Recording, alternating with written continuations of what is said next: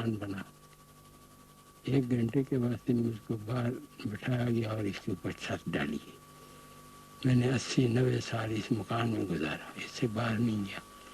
کوئی دنیا کی کلام، دنیا کی بات ہم نے ترک کر کے صرف خدا کی رضا اور خدا کی یاد میں اپنے وقت کو مکمل کیا، اور لکھوں آج مریدین کو فیض سے برکات سے مستفیض فرمایا، اور طریقت میں لوگوں کو سمجھ کیا کہ طریقت اس کو کہتے ہیں، حقیقت اس کو کہتے ہیں، شریعت اس کو کہتے ہیں۔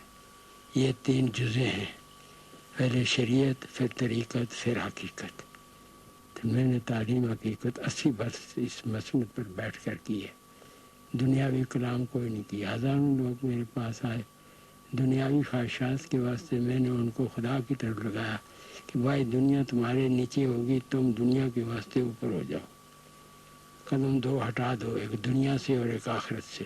نہ دنیا کا غم کرو، نہ آخرت کا غم کرو، اپنے وجود میں استقامت پیدا کرو، استقامت ذات۔ حضور کا تہجد کے بعد قرآن کریم کی صبح تک تلاوت ہوتی تھی، اس کے بعد اشراق کی نماز ادا کر کے بعد اس سے دربار کھول دیتے تھے۔ غریب لوگ، مسکین لوگ، بیمار لوگ، حاجت مند لوگ آپ کے سامنے پیش ہوتے تھے۔ جیسا جیسا آدمی آیا ایسا ایسا اس کو بتایا اور اس کو طریقت کی لائن پر چلانے کی کوشش کی اور دعا کر کے رخصت کیا۔ یہ 80 برس یہ معمول آپ کا ہر روز رہا، ایک ذرا اس میں فرق نہیں آیا۔ باقی جو لوگ آئے ان کو دنیا کی بات کوئی نہیں کی، نہ بتائی۔ آپ بتا میں نے دنیا کو چھوڑ دیا ہے، تم خدا کے ہو جاؤ، دنیا تمہارے پیچھے ہو جائے گی۔ تم وہی عمل کرو جس کے واسطے خدا نے آپ کو پیدا کیا۔ خدا نے آپ کو پیدا کیا، فرمایا احسن التقویم، میں نے بہت خوبصورت انسان کو پیدا کیا ہے۔ اس کے واسطے ارشادات ہیں، خواہشات، خیالات نورانی، خیالات باطلہ، خواہشات باطلہ کو دور کرنا، خواہش نورانی اور خیال نورانی کو قائم رکھنا۔ یہ حضور کا ارشاد ہے کہ ہر وقت اپنے خیال کو ذکر میں مشغول رہیں، چلنا بیٹھنا سونا اسی کے ساتھ ہو۔ اگر رفتم بہوش رفتم، اگر شستم بہوش، نہ دیدم ہیچ چیزیں را مگر او را یا دیدم۔ کسی کی طرف مت دیکھو، اسی کو سامنے دیکھو۔ انسان کا اصلی مقصد یہی ہے۔ تو اس کو سمجھنے کے واسطے ضرورت بھی بڑی ہے اس وقت۔ خدا تعالیٰ تمام لوگوں کو اس فیض سے مستفیض فرماوے، ظاہری باطنی کمی ہر کسی کی خدا بہتر فرمائے۔ آپ نے دشوار گزار پہاڑی مسافت کو قطع کرتے ہوئے حضرت خواجہ نظام الدین کیانوی رحمۃ اللہ تعالی علیہ کی خدمت میں حاضری دی۔ حضرت خواجہ کیانوی نے آپ کو دیکھتے ہی فرمایا، جس مرد حق کی تلاش تھی وہ آ گیا۔ خواجہ کیانوی رحمۃ اللہ علیہ نے منازل سلوک طے کروانے کے بعد آپ کو اپنی دستار مبارکہ اور خرقہ خلافت عطا فرماتے ہوئے بیعت کی اجازت مرحمت فرمائی اور واپس روانہ کرتے ہوئے مری کے کسی ویران اور گمنام مقام پر چلہ کشی کا مشورہ دیا۔ مرشد کے حسب ہدایت آپ نے مری کے موجودہ کشمیری بازار سے نیچے کی طرف تقریباً 2 میل کے فاصلے پر واقع ایک دشوار گزار غار میں چلہ کشی اختیار کی۔ اس زمانے میں یہ ویرانہ جنگلی جانوروں اور شیروں کا مسکن تھا، مگر آج یہ مقام اللہ کے شیر حضرت خواجہ محمد قاسم صادق رحمۃ اللہ تعالی علیہ کے موڑا شریف کے نام سے مشہور ہے۔ موڑا شریف کے مختصر سے رقبے کو ملکہ کوہسار کے حسین و پرفضا مقامات ایوبیہ، کنیک تاک، کالی مٹی، باڑیاں، کلڈنا اور کشمیر پوائنٹ اپنے دامن میں سمیٹے ہوئے ہیں۔ کرشمہ دامن دل میں کشد کہ جوئیں جاست۔ حضرت بابا جی صاحب موہروی رحمۃ اللہ تعالی علیہ نے اس مقام پر موجود رہتے ہوئے 80 سال تک اسلام کی تبلیغ کا فریضہ انجام دیا، غرباء و مساکین کی ہر ممکن مدد فرمائی اور ان کی دینوی اور اخروی فلاح و نجات کے لیے ہمیشہ بارگاہ رب العزت میں دست بدعا رہے۔ آپ کی روحانی تربیت سے لاتعداد مریدین نے معرفت حق میں رفتیں پائیں۔ آپ کا تخلیہ عبادت غروب آفتاب سے طلوع آفتاب تک ہوتا۔ اس دوران آپ ذکر و فکر میں مشغول رہتے اور 1000 نوافل باقاعدگی کے ساتھ ادا فرماتے۔ تہجد کے بعد صبح تک قرآن مجید کی تلاوت فرماتے۔ نماز اشراق کے بعد آپ مریدین سے ملاقات فرماتے اور انہیں اپنی روحانی فیوز و برکات سے مستفید فرماتے۔ شریعت اور سنت نبوی صلی اللہ علیہ وسلم کی پاسداری میں کمال احتیاط سے کام لیتے تھے۔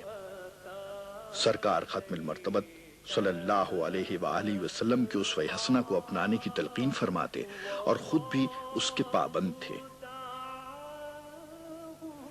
اللہ تعالیٰ نے آپ کو مثالی صحت عطا فرمائی، سوائے مرض الموت کے کہ کبھی کسی شدید جسمانی مرض میں مبتلا نہیں ہوئے اور نہ ہی کبھی کسی دکھ بیماری کے باعث آپ کے معمولات بندگی میں کوئی فرق آیا۔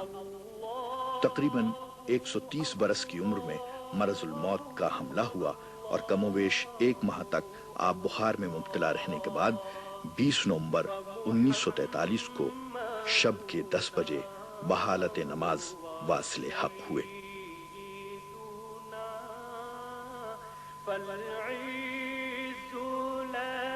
آپ کے یوم وصال کے حوالے سے ایک قابل ذکر بات یہ ہے کہ 50 سال سے اسی تاریخ کو حضرت خواجہ صاحب ایک عظیم الشان عرس منعقد فرماتے چلے آ رہے تھے جو بالآخر آپ ہی کا عرس قرار پایا۔ خواجہ صاحب مولوی کو اللہ تعالیٰ نے 6 فرزند عطا فرمائے تھے۔ صاحبزادہ نذیر الدین صاحب، صاحبزادہ نصیر الدین صاحب، صاحبزادہ محمد زاہد خان، صاحبزادہ محراب خان، صاحبزادہ سلطان لہراسب خان اور صاحبزادہ دراب خان صاحب۔ ان میں سے 4 صاحبزادگان رحلت فرما چکے ہیں اور 2 حیات ہیں، جن میں ایک حضرت خواجہ محمد زاہد خان مرکزی دربار عالیہ کے سجادہ نشین اور صاحب ارشاد ہیں۔ حضور بابا جی صاحب نے اپنے وصال سے چند برس پہلے آپ کو خلافت سے سرفراز فرمایا۔ حضور نے خلافت اپنے زمانے میں 12 سال مجھ کو پہلے خلافت ملی۔ تمام لنگر کے دربار کے جتنے خدمات تھے، جو نظام تھا، سب میرے سپرد کیا گیا۔ میں پھر اسی ڈیوٹی میں قائم رہا۔ وصال کے دن سویرے میں آیا تو مجھ کو کہنے لگے کہ تم نے یہاں سے اب نہیں ہلنا ہے، ادھر ہی ٹھہرو۔ میں پھر ادھر کھڑا ہو گیا، یہ تخت اس جگہ میں کھڑا رہا۔ صبح سے لے کے رات کے 10 بجے تک میں ادھر کھڑا رہا۔ 10 بجے رات کو آپ کا وصال ہوا۔ پھر اس سے بعد اپنی زندگی کو آپ کے فرمان کے اوپر ہی رکھا۔ کوئی دنیاوی کسی چیز کی، کسی مال کی، کسی کام کی خواہش نہیں رہی دل میں۔ اسی کے خیال میں حضور کے فرمان کے مطابق آج دن تک بیٹھے ہوئے ہیں۔ سلسلہ اسی طرح چل رہا ہے۔ میں خدمت گاروں کی طرح لوگوں کی خدمت کرتا ہوں۔ آپ مرکزی دربار موڑا شریف کے سجادہ نشین کی حیثیت سے سال میں 2 مرتبہ عرس منعقد کرواتے ہیں۔ پہلا 16 تا 18 جون، دوسرا 17 تا 19 نومبر۔ عرس کے موقع پر علماء و مشائخ اپنے مواعظ اور تقاریر میں نبی اکرم صلی اللہ علیہ وآلہ وسلم کی سیرت مبارکہ کے مختلف پہلوؤں سے حاضرین کو روشناس کراتے ہیں۔ بزرگان دین کے روحانی فیوز و برکات اور حضرت سرکار مولوی کی تعلیمات کے بیان سے عقیدت مندوں کی روحانی پیاس بجھائی جاتی ہے۔ عرس کی ان تقریبات کا اختتام اجتماعی دعا سے ہوتا ہے، جس میں بارگاہ الہی سے برادر اسلامی ممالک اور مملکت خداداد اسلامیہ جمہوریہ پاکستان کے استحکام اور ملت اسلامیہ کی اصلاح و فلاح اور بقا کے لیے خصوصی التجا کی جاتی ہے۔ یہی ان بزرگان دین کا عہد وفا ہے۔ مولا